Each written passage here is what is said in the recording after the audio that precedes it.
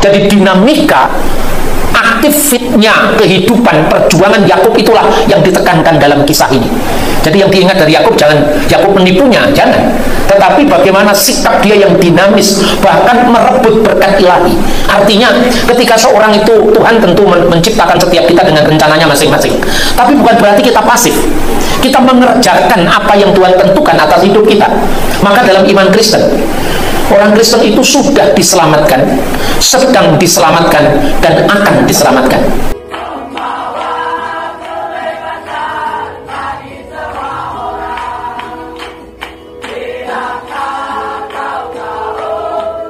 Dua perikop yang dibedakan oleh lembaga Alkitab. Ayat 19 sampai 28 diberi judul kelahiran Esau dan Yakub. Dan kemudian ayat 29 sampai 34 itu diberi judul Esau menjual hak kesulungannya. Nah, untuk supaya sistematiknya kita akan membaca dulu Kejadian 25 ayat 19 sampai dengan 28. Inilah riwayat keturunan Ishak anak Abraham. Abraham memperanakkan Ishak, dan Ishak berumur 40 tahun ketika Ribka anak Betuel orang Aram dari padang Aram, saudara perempuan Laban orang Aram itu, diambilnya menjadi istrinya. Berdoalah Ishak kepada Tuhan untuk istrinya, sebab istrinya itu mandul. Tuhan mengabulkan doanya sehingga Ribka istrinya itu mengandung. Tetapi anak-anaknya bertolak-tolakan di dalam rahimnya, dan ia berkata, jika demikian halnya, mengapa aku hidup? Dan dia pergi meminta petunjuk kepada Tuhan. Firman Tuhan kepadanya, dua bangsa ada dalam kandunganmu, dan dua suku bangsa akan terpencar dari dalam rahimmu. Suku bangsa yang satu akan lebih kuat dari yang lain, dan anak yang tua akan menjadi hamba kepada anak yang muda. Setelah genap harinya untuk bersalin, memang anak kembar yang di dalam kandungannya. Keluarlah yang pertama, warnanya merah, seluruh tubuhnya seperti jubah berbulu, sebab itu ia dinamai Esau. Sesudah itu keluarlah adiknya, tangannya memegang tumit Esau, sebab itu ia diberi nama Yakub. Ishak berumur 60 tahun pada waktu mereka lahir. Lalu bertambah besarlah kedua anak itu. Esau menjadi seorang yang pandai berburu, seorang yang suka tinggal di padang, tetapi Yakub adalah seorang yang tenang, yang suka tinggal di kemah. Ishak sayang kepada Esau sebab ia suka makan daging buruan, tetapi Ribka kasih kepada Yakub. Bagian pertama atau perikop pertama ini berbicara tentang keturunan Ishak, yang satunya adalah Esau dan satunya adalah Yakub. Saudara-saudara, firman Tuhan ini menjadi penting karena sejarah Israel pada masa selanjutnya itu bergantung pada Ishak yang melahirkan Yakub dan Esau. Dan kedua bangsa ini juga berdampingan. Keturunan Esau itu melahirkan suku yang namanya Edom, Edomite, dan sekarang ini adalah Yordania. Tentu bergabung dengan kaum Moab, ya. Dan di sana juga bergabung dengan keturunan Ismail yang namanya Nebayot. Tapi di zaman modern ini, orang yang disebut Edom itu sekarang adalah Yordania. Berdampingan dengan keturunan Yakub yang melahirkan 12 suku yang sekarang disebut Israel. Nah, saudara-saudara terkasih dalam Tuhan, disebut Esau itu yang melahirkan bangsa Edom, kulitnya kemerahan, maka disebut sebagai bangsa Edom sekarang ini. Tetapi yang bernama Yakub, kenapa disebut Yakub? Kita bisa melihat ini seolah-olah sebagai candra atau citra yang akan menentukan kehidupan bangsa ini selanjutnya. Secara khusus kita bisa melihat pada ayat yang ke-26, ya. Sesudah itu keluarlah adiknya, maksudnya Yakub, tangannya memegang tumit Esau, karena itu ia dinamai Yakub. Nah, kata Yakub itu berkaitan dengan bahasa Ibrani akeb. Akeb itu artinya tumit. Maka di dalam teks bahasa aslinya itu disebutkan demikian. Yatu, W itu dan yatu, yat itu tangan. Dan tangannya Oheset memegang Baakeb, memegang tumit, ya, Baakeb Esau, tumitnya Esau. Wajikra Semo, karena itu namanya akan disebut Yaakov. Jadi Yaakov berkaitan dengan kata akeb yang artinya tumit, memegang tumit Esau. Apa artinya memegang tumit Esau? Artinya bahwa sejak dalam kandungan, anak ini oleh Tuhan dicitrakan nantinya sebagai seorang yang sangat dinamis, memperjuangkan hidup dan hak-haknya. Maka itu menjadi kontroversial dalam kisah-kisah selanjutnya. Lalu kalau kita melihat sambungan dari kisah ini kan luar biasa. Yang pertama, ketika nanti kita membaca teks-teks selanjutnya, Esau kecewa karena berkat bapaknya turun kepada Yakub, tapi dengan model semacam rekayasa. Sehingga Ishak yang sudah tidak bisa melihat, itu dalam pasal 27, itu tidak mengetahui kalau yang diberkatinya itu adalah bukan Esau, ternyata itu Yakub. Dan mamanya Yakub itu membuat semacam sandiwara supaya Ishak tidak mengetahui kalau itu sesungguhnya bukan Esau tetapi Yakub. Ketika Esau tahu bahwa berkat ayahnya itu jatuh ke tangan adiknya, padahal itu berkat anak sulung, maka dia sangat kecewa dan dia dipisahkan, berteriak histeris, dan lalu dia mengucapkan kata-kata seperti ini di dalam Kejadian pasal 27 ayat 36. Kata Esau, bukankah tepat namanya Yakub, karena ia telah 2 kali menipu aku. Jadi di sini ada 2 teks ya. Yang pertama, nama Yakub dikaitkan dengan memegang tumit Esau. Memegang tumit Esau, ba'akeb Esaf. Tapi satunya dikaitkan dengan karena ia telah 2 kali menipu aku. Jadi mana yang benar? Tentu ketika menamakan anaknya sebagai Yakob itu bukan diartikan menipu, tentu saja kan. Tetapi karena bahasa Ibrani untuk kata menipu, menggeser ya, kemudian mendesak, tetapi juga artinya memegang tumit, itu istilahnya sama. Akar katanya yaitu sama, akab, yang artinya bisa memegang tumit. Bisa juga diartikan sebagai menipu. Tapi tentu ketika orang tuanya menamai anaknya kan bukan berarti ini saya namakan Yakub supaya jadi jago tipu, kan tidak seperti itu. Nah, kata menipu itu diucapkan oleh Esau karena kecewa. Jadi karena kemiripan bunyi itu yang sekarang dimainkan oleh Esau, maka dikatakan kata Esau, bukankah tepat namanya Yakub karena dia telah menipu aku 2 kali. Kara semo Yakub. Makanya Kara disebut semo namanya Yakub. Kenapa? Veya akeb benu Pa'am mayim. Pa'am itu kali, Pa'am mayim 2 kali. 2 kali veya akeb benu, menipu aku. Jadi kadang-kadang kalau kita baca Alkitab itu saudara-saudara bingung, masa nama orang kok menipu gitu ya.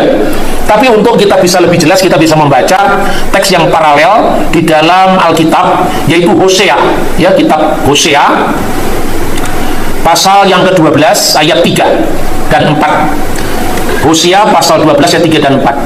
Di dalam kandungan ia menipu saudaranya.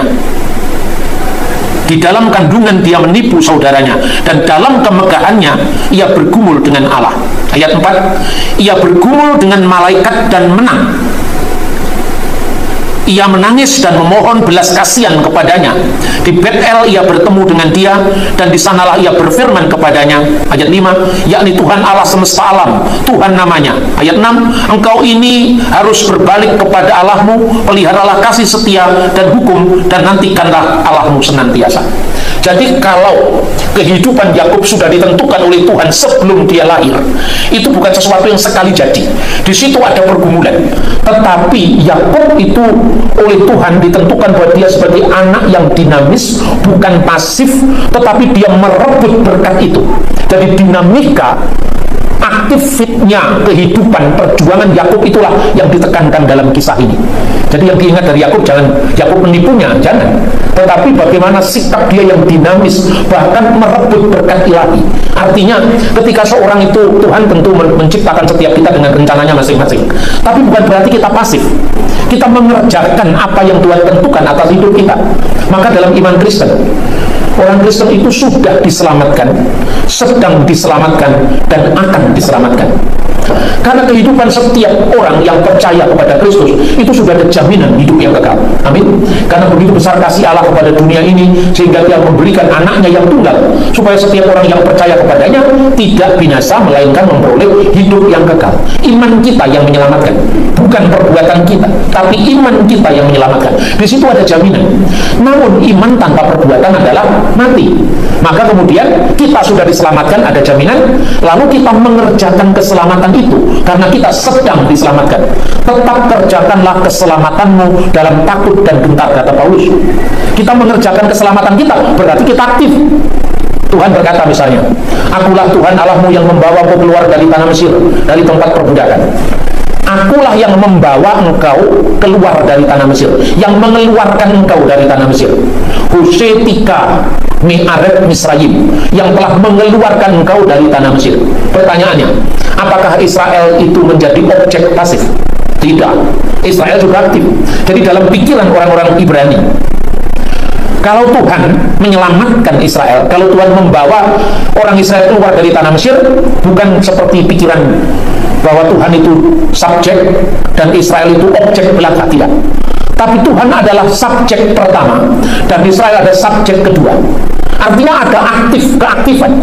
Makanya perjalanan menuju ke tanah perjanjian itu bukan seolah-olah akulah yang membawa engkau satu Israel tempat ini. Tuhan membawa kemudian dipindahkan dan dia hanya pasif, tidak. Dia jalan sendiri, tapi jalan dengan dinamika yang luar biasa. Bahkan Tuhan memandang ketika umat itu belum layak sampai ke tanah perjanjian, harus ditunda selama 40 tahun pengembaraan.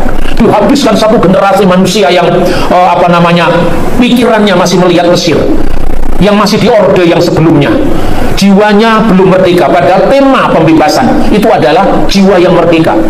Akulah yang mengeluarkan engkau dari tanah Mesir, keluaran Exodus. Tetapi bangsa Israel masih memandang ke belakang. Untuk apa kita dibawa ke tempat ini? Hai Musa, di tempat ini tidak ada minuman, tidak ada makanan.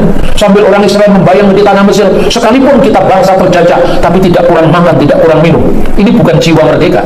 Tuhan menghendaki jiwa merdeka. Tema pembebasan, tema keluaran, itulah yang menjadi tema penyelamatan. Lalu Israel jalan dengan penuh dinamikanya, ada bersungut-sungut dan seterusnya. Tapi lewat satu generasi, lalu Tuhan menyelamatkan Israel itu. Itu pun dengan sanksi yang luar biasa, bahwa Musa sampai tidak bisa masuk ke tanah perjanjian. Itulah maknanya tetap mengerjakan keselamatan dalam takut dan gentar. Tapi manusia itu siapa? Dia memiliki kelemahan, kekurangan. Tidak mungkin kita menyelamatkan diri kita sendiri. Kemampuan yang Tuhan berikan itulah yang menjadi paripurnanya keselamatan. Karena Allah lah yang mengerjakan itu di dalam kamu, kata Rasul Paulus kepada jemaat di Filipi. Itu artinya sedang diselamatkan. Dan yang terakhir akan diselamatkan. Karena selama kita ada di dunia ini, kita belum melihat dia muka dengan muka. Nanti kata Rasul Paulus, ketika kita melihat dia muka dengan muka, baru di sini keselamatan yang paripurna itu bisa kita terima dalam Kristus. Amin, saudara-saudara. Nah, itu kira-kira temanya. Maka pergulatan Yakub itu seperti mewakili dinamika perjuangan umat Allah, di mana dia seolah-olah merebut berkat itu. Nah, saudara-saudara, tema itu kadang-kadang menyulitkan ya orang memahami. Karena itu kita bisa memahami bagaimana bentuk dari kebudayaan Ibrani, teks sucinya seperti apa. Dikatakan begini dalam Hosea pasal 12 ayat 3. Dalam kandungan ia menipu saudaranya. Apakah kira-kira orang dalam kandungan itu bisa menipu? Ini sebetulnya kata kiasan, bahwa artinya sejak di dalam kandungan pun anak ini, kalau orang modern mungkin bisa disebut pendidikan pranatalis. Prenatalis itu kalau anak itu dalam kandungan, kemudian orang tuanya kepingin dia menjadi seorang penyanyi, lalu di perut ibunya disetelkan lagu-lagu rohani misalnya, supaya nanti kalau besar dia menjadi pemuji Tuhan. Itu ternyata berdampak ketika dia sudah dewasa. Saudara-saudara, coba contoh sendiri mereka yang anak-anak muda atau pasangan muda yang sekarang sedang mengandung anaknya. Keinginanmu apa? Doakan. Taruh itu musik di sini. Nanti anakmu akan terpengaruh itu prenatalis. Jadi artinya seperti itu kira-kira kehidupan Yakub yang diharapkan. Ini Tuhan yang memplanning kehidupan Yakub.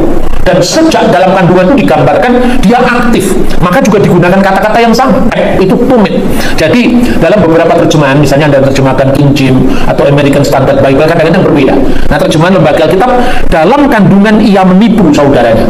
Itu dalam beberapa terjemahan yang lain, dalam kandungan atau sejak kandungan ia memegang tumit saudaranya, atau ia melampaui saudaranya. Itu artinya keaktifan yang sudah ada sejak dia ada dalam kandungan. Babeten akaf et akif. Jadi babeten dalam kandungan akap itu artinya memegang tumit, akep. Tapi juga bisa diartikan menipu. Jadi sebetulnya kalau secara harafiah terjemahan lebih tepat itu ya babeten akap et akif, ya. Di dalam kandungan dia memegang tumit akif saudaranya. Memegang tumit itu melampaui. Jadi keaktifan yang sudah ada sejak prenatal sebelum dia dilahirkan. Lalu teks selanjutnya, ube ono sara et Elohim. Dan ketika dalam kuatnya, ketika dia di dalam perkasanya, atau lebih tepat juga diterjemahkan ketika dia sudah beranjak menjadi kuat, menjadi perkasa, menjadi dewasa, dia bergumul dengan Allah. Nah, istilah ini juga menyulitkan bagi banyak orang, apalagi kalau Alkitab itu dibaca oleh tetangga sebelah. Lalu mereka yang suka mencari-cari ayat ini tidak masuk akal, padahal yang bukan tidak masuk akal, tidak masuk di akalnya dia. Bagaimana manusia bergulat dengan Tuhan? Padahal kalau teksnya itu dibaca, apa benar Yakub itu bergulat dengan Tuhan?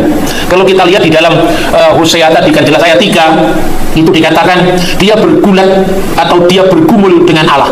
Dalam kemegahannya dia bergumul dengan Allah. Tapi ayat 4 segera mencatat, ia bergumul dengan malaikat dan menang. Jadi kata Allah Elohim itu maknanya bahwa Yakub itu bergumul dengan Allah, artinya melakukan pergumulan, mencari makna hidupnya, memperjuangkan visi hidupnya dengan Tuhan. Tetapi yang dialaminya bukan Tuhan bergulat secara fisik dengan Yakub, tidak. Maka kita bisa lihat ya, misalnya ayatnya kita bisa membaca di kitab Kejadian pasal 32, itu bicara tentang pergumulan tadi. Lalu pasal 32 ayat 24, lalu tinggallah Yakub seorang diri. Dan apa yang terjadi? Dan seorang laki-laki bergulat dengan dia sampai fajar menyingsing. Jadi yang bergulat secara fisik itu bukan Yakub dengan Allah. Yang bergulat secara fisik dengan Yakub itu seorang laki-laki. Maka di sini dikatakan wajah abek is imo. Is itu artinya laki-laki. Kalau Isah itu perempuan. Is dan Isah. Is itu laki-laki, Isah perempuan. Dan bergulat dengan is imo. Imo itu dengannya. Waya abek is imo at alot hasakar, sampai sakar, sampai pagi, sampai fajar menyingsing. Siapakah laki-laki itu? Laki-laki itu adalah teofani dari malaikat Tuhan dalam bentuk laki-laki. Sebab tidak mungkin Yakub bergumul dengan Tuhan dalam roh, itu tidak mungkin. Artinya Allah itu bukan fisik. Tidak seorang pun pernah melihat Allah. Bagaimana Gusti Allah kok gelut dengan manusia? Nah ini kalau orang-orang di luar Kristen, wah iman Kristen tidak masuk akal, masa Yakub bergulat dengan Tuhan dan Yakub menang. Artinya apa? Memenangkan pergumulan di depan Tuhan. Ujiannya apa? Ketika dia ketakutan dikejar-kejar oleh Esau kakaknya, ya kan? Kemudian dia bersandar pada apakah saya mengandalkan kekuatan saya ataukah saya mengandalkan pertolongan dari Tuhan. Itu yang dimaksud bergulat dengan Allah dan manusia. Dengan Allah itu dia benar-benar mau dengar-dengaran dengan Tuhan apa tidak? Ketika kehidupan kecemasan menghimpit dia, hidupnya sulit terancam karena dikejar-kejar kakaknya, keamanannya terganggu, dia mengandalkan siapa? Apakah dia mengandalkan kekuatannya sendiri ataukah dia mengandalkan Allah? Yakub mengandalkan Allah. Itu artinya bergulat, bergumul dengan Allah. Tetapi Allah tidak memberikan dia sesuatu seolah-olah semuanya langsung jadi jalan mulus, tidak. Tuhan memberikan teofaninya lewat malaikatnya dalam bentuk seorang laki-laki. Dia bergulat. Makanya di dalam kitab Hosea itu menarik sekali.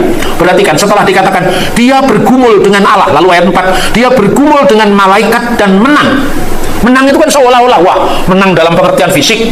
Kalau menang dalam pengertian fisik, frasa berikutnya, ia menangis dan memohon belas kasihan kepadanya. Bagaimana dia memohon belas kasihan sampai menangis pada pihak yang dikalahkannya? Kalau dalam konteks pergulatan fisik tidak mungkin. Dia memohon seolah-olah dia tidak mau melepaskan malaikat ini pergi sebelum dia memberkati saya. Itulah Yakub, saudara-saudara. Karena itu namanya akhirnya diganti dengan Yisrael. Yisrael itu seorang yang bergulat dengan Tuhan dan dia menang, memenangkan pergulatan dalam hidupnya, dalam ketergantungannya dengan Tuhan. Itu namanya bergumul dengan Allah. Lewat apa medianya? Dan manusia. Itu digambarkan dalam Alkitab sejak dalam kandungan. Dia melampaui saudaranya secara harfiah. Dia memegang tumit saudaranya. Dan bagaimana contoh Yakub memperjuangkan hidupnya yang luar biasa itu, kita bisa membaca ayat-ayat berikutnya, yaitu ketika Esau menjual hak kesulungannya, ayat 29. Pada suatu kali Yakub sedang memasak sesuatu, lalu datanglah Esau dengan lelah dari padang. Kata Esau kepada Yakub, berikanlah kiranya aku menghirup sedikit dari yang merah-merah itu, karena aku lelah. Itulah sebabnya namanya disebut Edom. Tetapi kata Yakub, jualah dahulu kepadaku hak kesulunganmu. Lalu kata saud Esau, sebentar lagi aku akan mati. Apakah gunanya bagiku hak kesulungan itu? Kata Yakub, bersumpahlah dahulu kepadaku. Maka bersumpahlah ia kepada Yakub, dan dijualnyalah hak kesulungannya kepadanya. Lalu Yakub memberikan roti dan makanan kacang merah itu kepada Esau. Ia makan dan minum, lalu berdiri dan pergi. Demikian Esau memandang ringan hak kesulungan itu.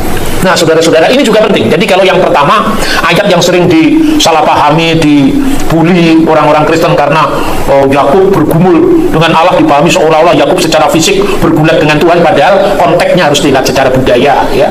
Kemudian yang kedua, hak kesulungan. Ini juga sering disalahpahami. Hak kesulungan itu kalau dalam budaya kuno, bukan hanya Israel tapi budaya Timur Tengah kuno, ada 3 hak yang melekat pada anak sulung. Sulung itu dalam bahasa Ibrani Bechor. Hak kesulungan itu ada 3. Yang pertama, dia menerima warisan 2 kali lipat. Itu hak kesulungan. Kedua, dia memimpin mesbah keluarga. Ini rohaninya. Jasmaninya menerima warisan 2 kali lipat. Rohaninya menjadi pemimpin mesbah keluarga. Dan yang ketiga, menerima berkat orang tua. Nah, sekarang siapa yang lebih rohani, Yakub atau Esau? Kelihatannya dalam pergulatan hidup, dalam mencapai target sesuatu, kadang-kadang orang bisa salah langkah. Tuhan memberikan kepada kita gambaran antara Yakub dan Esau.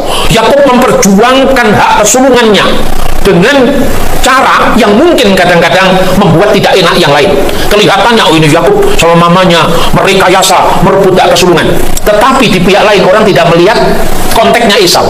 Dia merendahkan hak kesulungan, menjual ringan dengan makanan semangkok kacang merah. Bayangkan, padahal kesulungan itu penting. Karena Yakub, kalau sekarang saya kehilangan yang hak sulung itu, nanti juga nggak dinikmati.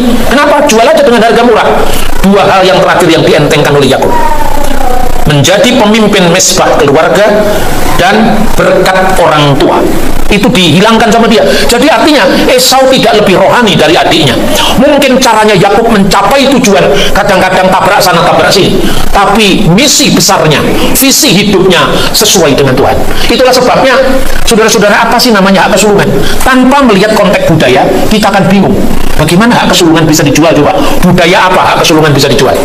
Itu kan anak kembar yang lahir pertama Esau, kemudian menyusul adiknya keluar di rahim ibunya, ya sudah selesai. Dalam budaya selain Timur Tengah tidak mengenal hak kesulungan dijual. Tapi kisah Alkitab itu bukan nonsen. Saudara-saudara, ada sebuah prasasti yang ditemukan. Ini soal arkeologi di Timur Tengah. Prasasti namanya prasasti Nusi. Dalam prasasti Nusi itu digambarkan bahwa seorang pemuda telah menjual hak kesulungannya dengan sebidang tanah. Pemuda yang diucapkan dalam prasasti Nusi itu lebih rohani daripada Esau. Esau hanya dengan semangkok kacang merah. Dia masih menjual dengan sebidang tanah. Itu ada dalam prasasti Nusi. Yang kedua, kehilangan berkat orang tuanya, seperti yang digambarkan pada Kejadian pasal 27. Itu juga ditemukan dalam sebuah undang-undang yang namanya Lipit Istarkut, Undang-Undang Lipit Istar. Kapan itu ditemukan? Anda lihat aja di Google, tulis Lipit Istarkut, terus nanti akan muncul itu gambarnya. Jadi Alkitab itu bukan cerita nonsen, sekedar cerita normatif yang diklaim sebagai wahyu, tidak boleh dikritik karena ini sudah firman Tuhan. Alkitab itu membuktikan dirinya sendiri bahwa dia adalah firman Allah. Terbukti dari prasasti itu, prasasti Nusi, dan satunya Undang-Undang Lipit Istar tentang berkat orang tua. Itu bisa kita gambarkan bagaimana kisahnya Esau yang akhirnya berteriak histeris dan menuduh adiknya, dasar Yakub namanya, itu penipu, kan memainkan kata akap tadi, yang bisa berarti tumit, bisa berarti menipu atau merekayasa atau melampaui, mendahului, itu maknanya. Dalam prasasti itu dikatakan bahwa hak kesulungan bisa dijual, cocok dengan apa yang dikatakan dalam Alkitab. Yang kedua, berkat orang tuanya itu mengikat secara hukum. Jadi ada kasus begini, ada orang namanya Tarmia. Tarmia ini menggugat ke pengadilan karena dia punya calon istri, kira-kira seperti itu. Diambil sama kakaknya yang sudah punya istri. Lalu dia menggugat ke pengadilan. Tentu jangan digambarkan dengan sekarang masa ini rebutan calon istri di pengadilan. Ini prasasti 2000 tahun sebelum Masehi. Jadi 4000 tahun yang lalu. Jangan dibayangkan dari sejarah modern. Lalu datang kepada hakim mengadili. Lalu hakim mengatakan, kenapa kamu ingin mempertahankan calon istrimu ini? Karena berkat orang tua saya sebelum dia meninggal mengatakan demikian. Saya dipeluk oleh orang tua saya, namanya Huya.